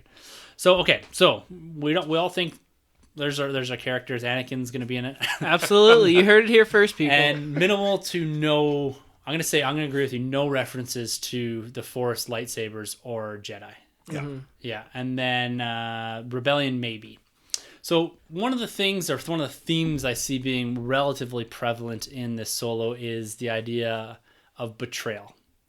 Who do you think is going to betray Han? Is it going to be Lando? Is it going to be Kira? Is it going to be Beckett? Like, who do you think is going to be the character that turns Han from maybe this more optimistic character that we see in the trailers into the Solo that we see in A New Hope? Someone that, really only looks out for himself and Chewbacca is after kind of the big payday. Like, what happens or who betrays this character to make him turn into the Han Solo that we know from the original trilogy? Oh, I was just thinking, I think I want to say Kira. Yeah. Makes the most sense because I don't know what the timeline is that Han hasn't seen Lando from this point in the movie till Empire, and I feel like he must see Lando more coming out of this film. Like, I don't see like he gets introduced to Lando here and then doesn't see him till Empire. I'm sure they have a lot more missions together. Actually, I think even could be pulling here, but I think even in Rebels we do see Lando, and I have a feeling Lando at that point seen Han somewhere between that time. So I want to say probably Kira is the one that really breaks him down and changes his whole mentality of I have a really good feeling about this to I have a really bad feeling about this. Yeah. What are your thoughts, Sunjay? Yeah, that's the love interest in the movie. Childhood friend at least. Yeah, childhood friend. Okay. We won't call her a love interest just yet. Yeah. Okay. But we'll say the female lead. She looks like a pretty powerful character, actually. It's the girl from Terminator Genesis and Game of Thrones, Yes. Emilia Clarke. Yeah. Yeah, I'll go with that. That would definitely not be very nice and definitely change your outlook on life. So yeah, that to me, like when we first started talking about Solo, a year ago or whatever it was, I said from the beginning Woody Harrelson's character, because they kind of portrayed him as his mentor. Yes. From the trailers, it looks less so. He looks like a guy that he's hooked up with later in life, and he's kind of facilitating this idea of being a smuggler, being kind of a bit of a criminal. Yeah. And Kira seems to be now the character that goes back and is not so much a mentor, but like a childhood friend. Yes. Someone that he connects with on a very personal level. So her betraying him makes a lot more sense. But is it something along the lines, because to me that seems almost too predictable. Yeah. Is it something along the lines that he becomes close with Beckett betrays him, which causes the death of Kira, and then in turn Han kind of starts mistrusting people and kind of goes down the path of where he is in A New Hope? I just think that the Kira thing is too on the nose. That she turns around and says, "No, Han, I shot for Right. it's not gonna happen." But like, to me that feels too predictable. And it's not that I won't enjoy it if it does happen. It just has to be presented properly. So we'll see. But I'm gonna stick with Beckett. I'm gonna stick. Cool. That was my prediction from the first trailer, that this guy is going to be the man that turns on him, and I'm gonna stick with that one. Nice. Cool. That one. Nice. Okay. Do we? I know it's a little bit of a side question here, but do we have that kind of Rogue One mentality going in here? Like a lot of people are going to die Oh, for sure. in this film. Yeah. Well, we know the big three make it out, right? For sure. Solo, Lando, Well, they Chewie. could be clones. We're not in Marvel. Anakin clone. But I think so. I think we're gonna see probably Beckett, Kira, maybe what's his name? Vision. Yeah. Paul Bettany. Paul Bettany. Oh, yeah. Maybe his character. So yeah, I think we're gonna see a bit more death, but there's gonna be a big one. I think Kira's probably the most likely to bite it in this one. Yeah. If anyone's gonna die from that main cast of characters. The last two questions I'm going to ask here, one going back to your point there, Troy. Do you think, or how do you think this is gonna end? Maybe not so much as far as the film itself or the Han's arc, but where is it gonna end? Is this gonna lead directly into New Hope, or are we gonna end up on Tatooine? What are your thoughts on that one? Being classic Star Wars, I don't think they'll tie right up to A New Hope. They'll give us that gap so they can obviously do books, which they have been, and comics and whatnot too. Or maybe even games, but I think we would see Tatooine. I just think Han and that the sand look, like it just gels together so well. It's like a classic. That's how when we were first introduced to the character, right? On Mos Eisley was that planet. So I think we could see Tatooine show up. Yeah. What are your thoughts, Sunjay? I 100% agree with Troy. Yeah. Troy has never led me wrong. I think it's going to be similar to Rogue One when she gets the plans. Yeah. Leia, and they get in the Tantive before and take off. Oh. I think it's going to be like Han and Chewie, because I don't think they're going to tease a sequel for this. I might be wrong, but I think they're going to kind of get in and say, where to next. They're going to say here, or Mos Eisley. Yes, I got to deal with Jabba. Yeah, or something, right? something like that. Like the huts are on Tatooine, right? Yeah, the huts, or we got to go to Mos Eisley. We got to go to, and I think that's how they're going to leave it. Yeah, it's kind of open ended because they could get sidetracked on a whole mission before they get to Mos Eisley. Exactly. Or they could go straight there. Exactly. So they're not tying their hands or handcuffing themselves too much on that one. But I think there's going to be the same way Rogue One ended, that it could play right into it, or there could be a little time. I think they're going to do something like that. Like, cool. I know that Aldrich Einreich, he isn't exactly the look of Harrison Ford, but hopefully based off what we hear, the portrayal's great. Yeah. So you could almost seamlessly go into A New Hope from this, or at least the idea of that. So that's kind of what I'm hoping for. It's just that tease right at the end. Yeah. And then speaking lastly, last question here, second to last question here, is there's rumors of this Marvel-esque ending. Like they're teasing something bigger, a bigger universe. We talked about this last week about how we didn't really think that it could work in the same way. But let's say they are doing something like that. Put a wild-ass prediction on the table. What could they be teasing? Oh, I got this. Okay, give it to us. Sam Jackson comes back. You're part of a bigger universe now, Han. Yeah. Because he was in the first one, right? Episode 1? Windu. Yeah. So he comes back, and he has an eye patch. And he's like, you thought I was dead? And he like flips up the eye Thanos patch. is coming. Yeah. And then they recruit Vader, and Vader and Thanos go at it. There you Boom. go. Oh. I know now you're thinking about, damn, that's a Sanjay's brilliant on point idea. Yeah. That's a good matchup. What do you think? What could they be teasing? Oh man, what could they possibly be teasing? It's so tough because I mentioned before, like this wouldn't be like a Force-centric film, and I feel like nothing gets bigger than the Force. So how would you tease something out of a Han Solo film that's not Force related? You know what I mean? But I don't know, because the Death Star has always been the big thing, but we're over the Death Star. We got the origin stories inside out, so the Death Star is done. The only other thing I could really think of is Mandalorians. If we get more exploration to the Mandalorians and kind of go more that route, because I'll have to go with that. That's the only thing I can really do. Okay. That's the only thing I can pull them. So here's my prediction for this. I've been wrong in every MCU film. So again, grain of salt here. But I think they're going to do, we got to head to Mos Eisley, we got to head to Tatooine, and they're going to pan back to Tatooine, and you're going to see Mos Eisley, and you're going to see Obi-Wan looking over Mos Eisley. Oh, shoot. Yeah. Oh, damn. Yeah. Just tease. Yes. The idea. That's what I need. That's what we all need. That's brilliant. In the same place that he took Luke when they looked over, and he said, this is a hive of scum and villainy. They're looking over at what's Tunisia, I think, but they're looking over at Mos Eisley from way up on the rock. Like he's just standing up there looking down at it, and something like that. Like how cool that, or that's like cool. He's standing up there in the Falcon. Yeah, that's cool, and it still has that Rogue One effect where it's leading into like that direction of. Yeah, I like that a lot. Yeah. Shoot. Nice. All right. Yeah.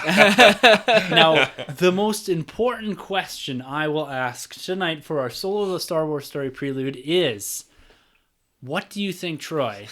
What do you think Sunjay's Chewbacca costume is going to look like? This is not for you. A question for you to answer. Are we putting too much hype into it? I don't know. I have a feeling it's gonna be a lot of like just face paint. Like it's gonna look very Wizard of the Oz like the lion. that's just the vibe I've been getting this whole time. Yes. Like a button nose and the whiskers, the black paint. He shows up as a character, not Chewbacca. I thought this was Chewbacca. No, man, that's Zeb. Just holding a tail. And... That's McCory. Yeah, McCory Hart. My prediction here, what's it going to be? I'm thinking two different things. I'm thinking there's the simple version where he's got a Chewbacca t-shirt with the bandolier across it. Yeah. Maybe a wig or something. But then there's me knowing Sunjay, and there's going to be a twist on this. Some sort of twist. And I don't know what that is. I still keep going back to that reference. I know it was for a Jawa, I think, where the guy put the sock on. Yeah. But him coming in like this like big brown, like it's like taped fur to it, like sweater. I don't know. I'm really looking forward to it. Like I because you've been teasing it, I'm getting more and more hyped for it. I'm as hyped for the reveal than I am for as I am for the movie. Like red carpet crushing disappointment. You guys are in for a crushing disappointment. Even the face paint? Okay, more than the face paint. So, but I'm excited. You're holding your end of the bargain. As you gotta say, you gotta always under promise and over deliver. Yeah. I think you said it the other way around. Overpromise and underdeliver is kind of where you're going with. Don't worry, there'll be Chewie abroad. I'll be there as Chewie, and hopefully, I got Lando and Han with me. Yeah. Yeah. Maybe someone's gonna dress up as Princess Leia with us, or I got a R2D2? t-shirt on. I got a Solo t-shirt on. I'll be as close to Han as possible, I think. All right, gentlemen, we are about to wrap things up here. That was a lot of fun. Thank you to all those who sent in questions. And if you guys would like to be a part of the Nerd Room, you can always email us at thenerdroom@gmail.com. You can hit us up on Facebook or YouTube. Make sure to check out Sunjay's weekly Sunday drops for his video and movie and steelbook collecting. You can also grab us on thenerdroom.net. Just click contacts. You can send us a question through there. And you can always grab us on Twitter. Our handles are at the end of the episode. We'd like to wish you guys a very pleasant viewing of Solo, a Star Wars story. We're extremely excited to get back at the table next week and review it in a great amount of detail, the same way we review everything. We're going to be stepping through this film piece by piece, breaking each and every scene down, every character beat, and the overall film and how it fits into the larger context of Star Wars. So, until next week for the Nerd Room, I'm Tim. I'm Troy. And I'm Sunjay. And thank you for entering the Nerd Room. This has been a Nerd Room podcast production. You can find our hosts, Tim, Troy, and Sunjay on Twitter at TheNerdRM, TroyTheBoy87, and Sunjabby. For more content from the Nerd Room, check out thenerdroom.net. And don't forget to subscribe to the Nerd Room on iTunes, Podbean, and YouTube. Be sure to head over to StarWarsCommonwealth.com to find more podcasts in the Star Wars Commonwealth Podcast Network, including Talk Star Wars, Tumbling Saber, Generation X-Wing, Rogue Squadron Podcast, Skyrims Podcast, and San Diego Sabers. Follow the Star Wars Commonwealth on Twitter at SW Commonwealth and take your first steps into a larger world.